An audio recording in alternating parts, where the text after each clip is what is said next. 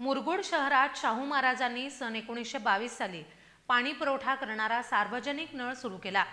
या ठिकाणी समाजवादी प्रबोधिनीतर्फे व शाहू महाराजांनी काही काळ वास्तव्य केलेल्या संस्थानकालीन ग्रामीण रुग्णालयाच्या जुन्या इमारतीच्या ठिकाणी छत्रपती शाहू महाराजांच्या स्मृती जागून त्यांना अभिवादन करण्यात आलं।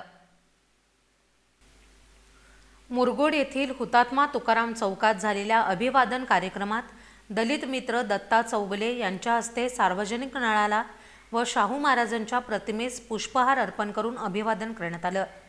यावेळी बोलताना दलित मित्र प्राध्यापक चौगले म्हणाले, छत्रपती शाहू महाराज हे दूरदृष्टी असणारा लोकराजा होता।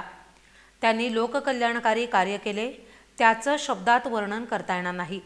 बहुजन समाजाच्या दारापर्यंत ज्ञानगंगा पोहोचवण्याचं त्यांचं कार्य महत्त्वाचं आहे। या कार्यक्रमात कॉम्रेड बबन बारदेसकर यांनी स्वागत व प्रास्ताविक केलं।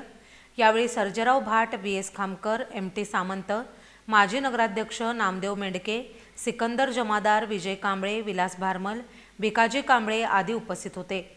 जयवंत हावळ यांनी आभार मानले।